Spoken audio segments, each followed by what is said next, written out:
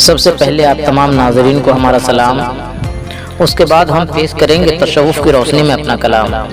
آئیے تو ہم پیش کرتے ہیں تصوف کی روشنی میں اسلام کی حقیقت۔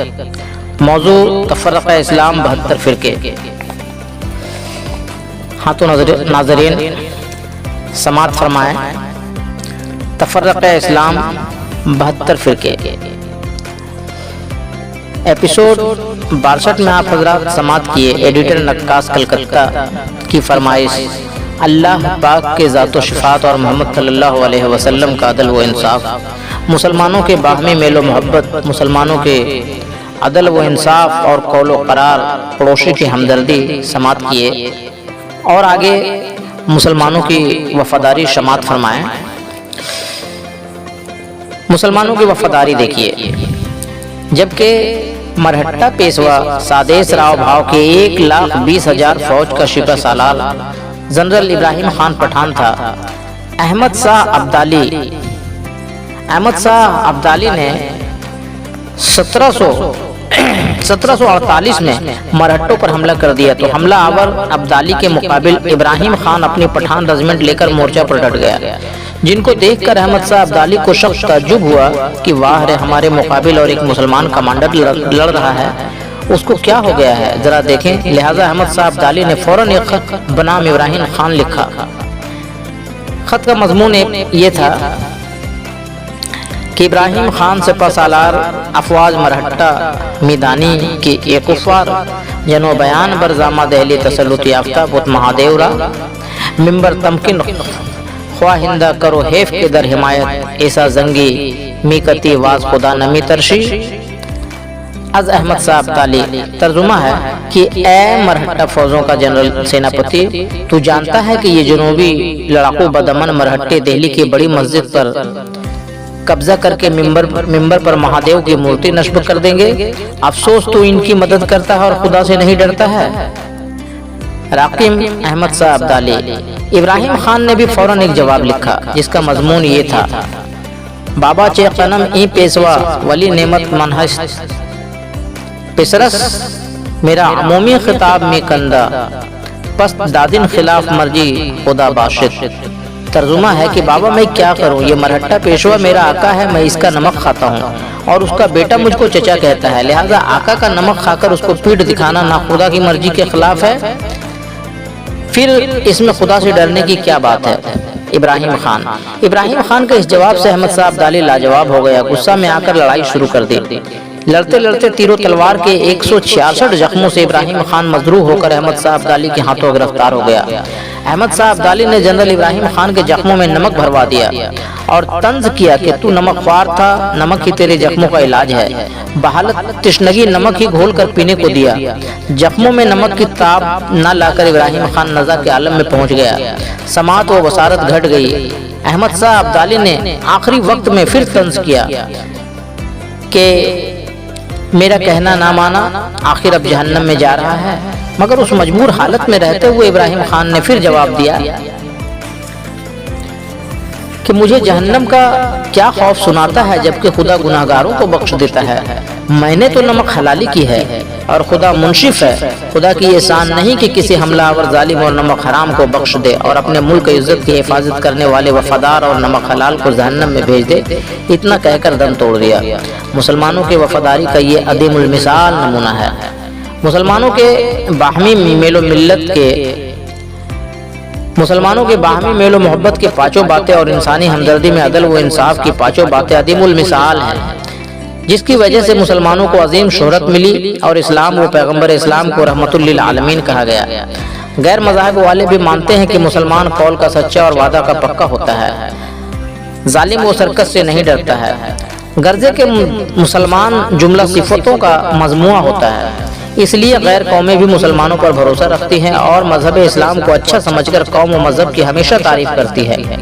اس کا خاص سبب یہی ہے کہ پیغمبر اسلام حضرت محمد صلی اللہ علیہ وسلم کی تعلیم و تربیت کا یہ ثمرہ ہے کہ وحشی جنگلی بدو کجاک قوم کو ایک مہذب اور ہر دل عزیز قوم بنا کر دنیا میں بنا دیا، ورنہ دنیا میں پہلے بھی بہترے پیغمبر ہوئے جن کے پیرو بھی بہترے ہوئے، مگر یہ صرف انسانیت نہ کسی پیغمبر میں ملا اور نہ ان کے پیرووں میں پایا گیا اور نہ انسانیت کو کوئی فیض پہنچا۔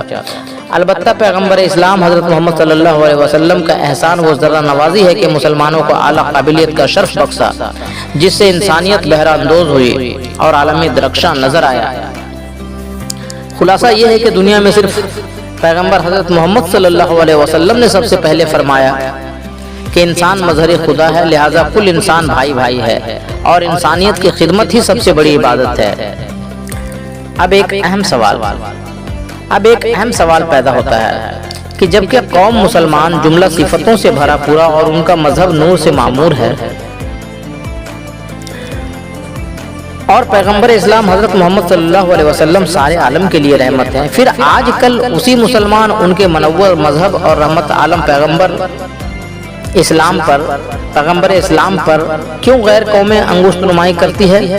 جیسے ابھی امریکہ سے ایک کتاب ریلی جیش لیڈر نامی نکلی، اس میں لکھا گیا ہے کہ حضرت محمد ایک لڑاکو لیڈر تھے۔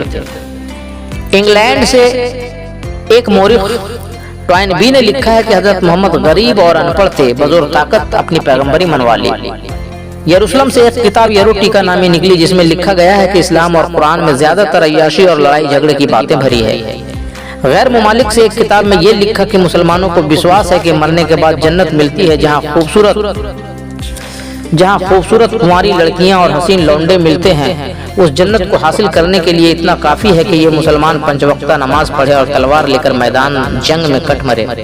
غیر قوموں کی اس انگشت نمائی پر علماء دین جاہل مسلمانوں کو ساتھ لے کر احتجاجی مطالبہ کرتے ہیں کہ اس فلاں کتاب کو بند کیا جائے، اس سے توہین اسلام ہو رہی ہے۔ اس سوال کو نہایت سنجیدگی سے سوچنے کی ضرورت ہے کہ آخر کیا بات ہے کہ ابھی کل تک دنیا والے اسلام و حضرت محمد صلی اللہ علیہ وسلم کو رحمت کہتے رہے اور آج یہ سب ایسا کہہ رہے ہیں جیسے مسلمان کبھی ہر دل عزیز تھا اور آج مسلمانوں کو حقارت و نفرت کی نظروں سے دیکھا جاتا ہے۔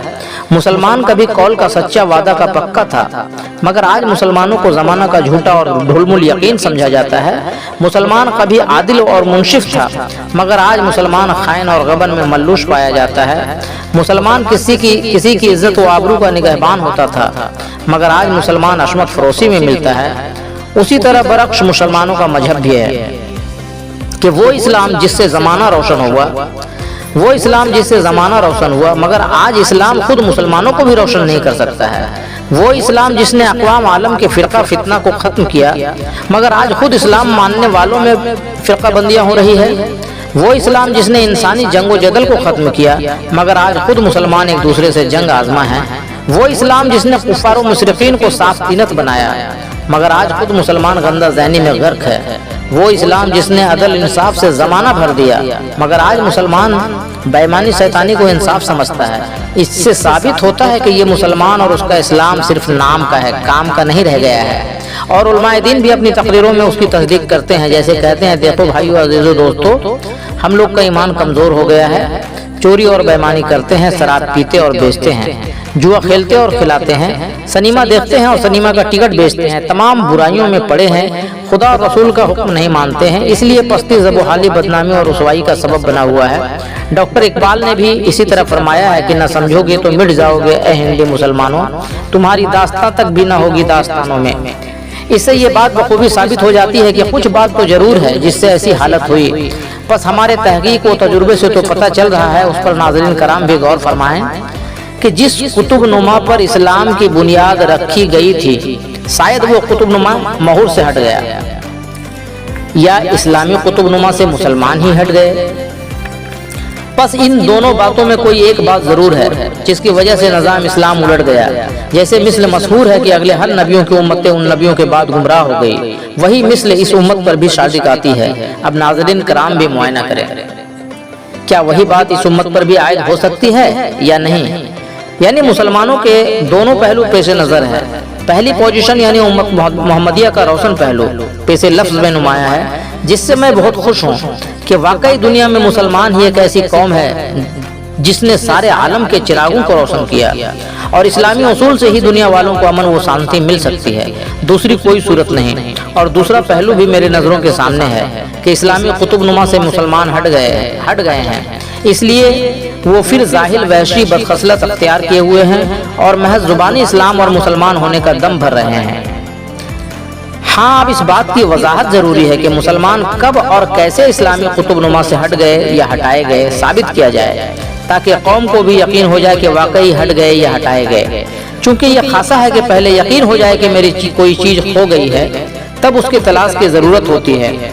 अगर खो जाने का यकीन ना हो तो तलाश की जरूरत नहीं। ये यकीन हो जाए कि मेरे कपड़े गंदे हो गए हैं, तब उसकी सफाई की जरूरत पड़ती है। काश गंदगी का यकीन ना हो तो सफाई की जरूरत नहीं। या पहले ये यकीन हो जाए कि बारिश हो रही है, तब बाहर निकलने और बारिश से बचने के लिए छाता और बरसाती की जरूरत है। काश बारिश का यकीन ना हो तो छाता और बरसाती की जरूरत नहीं। या पहले ये यकीन हो जाए कि हम अंधेरे में हैं, तब रोशनी की जरूरत पड़ती है। काश अंधेरे का यकीन ना हो या अंधेरे को रोशनी समझता हो तो रोशनी की जरूरत नहीं। इसी तरह पहले मुसलमानों को जब ये यकीन हो जाए कि हम इस्लामी कुतुबनुमा से हट गए या हटाए गए, जिससे अंधेरा और गुमराही में पड़ गए, उसके बाद कुतुबनुमा और रोशनी की जरूरत महसूस होगी, ताकि फिर मोहम्मदी रास्ता मिल सके। जैसे हुजूर सरकार दो आलम सल्लल्लाहु अलैहि वसल्लम ने उलमाए अरब के सामने सबसे पहले यही साबित किया कि तुम अपने अपने पैगंबरों के मोहर से हट गए हो। जिसको तुम राह पैगंबर और रोशनी समझ रहे हो, वो तुम्हारे अगले पैगंबरों की राह रोशनी नहीं बल्कि जाहिलियत का अंधेरा है। हुजूर की ये बात उलमाए अरब को बड़ी गिरा गुजरी, मगर रफ्ता रफ्ता कुछ दिनों बाद समझ गया कि वाकई हम लोग जमाना जाहिलियत के अंधेरे में थे। बस मेरे तहकीक वो तजुर्बे से जो बात साबित हुई है कि मुसलमान इस्लामी कुतुबनुमा से कब और कैसे हट गए, साबित करने की कोशिश कर रहा हूँ। चूंकि बहैसियत मुसन्निफ ना मैं खुशामत तलब हूँ और ना खुशामत पसंद हूँ, इसलिए बेखौफ और लालच होकर अपना तजुर्बा कौम के सामने पेश कर रहा हूँ। खुशामत का मतलब यह है कि मुसलमान में अगर कोई खूबी ना हो, महज उसे खुश करने के लिए झूठ मूठ तारीफ का पुल बांध दिया जाए, वो पुल नहीं, उस मुसलमान को गर्क करने का सामान है। अलबत्ता मुसलमान पर यह एहसान होगा कि उसकी खामियां उसके सामने जाहिर कर दी जाए और उसकी खूबियां उसके पीठ पीछे बयान की जाए। इसलिए पेश लफ्ज में मुसलमानों की खूबियां जाहिर कर दी गई। अब अगले सफ़ों में मुसलमानों की खामियां पेश करना मकसद है, ताकि गाफिल मुसलमान अपनी गफलत को, जख्मी मुसलमान चुभे हुए कांटों को, बीमार मुसलमान अपनी बीमारी को, अहले जुल्मत अपने अंधेरे को, फरेबज़दा अपनी फरेबज़दगी को, लूटे हुए मुसलमान अपने नुकसान को महसूस करें। मैं किसी की शख्सियत पर हमलावर नहीं हूँ, जबकि इंसानियत से ही प्यारो मोहब्बत है, फिर मुसलमानों को कैसे बुरा भला कह सकता हूँ।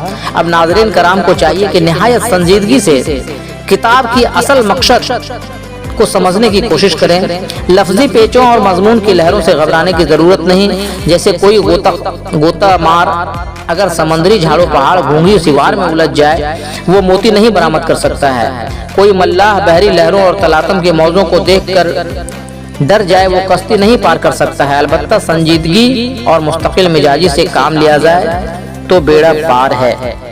सल्लल्लाहु अलैहि वसल्लम।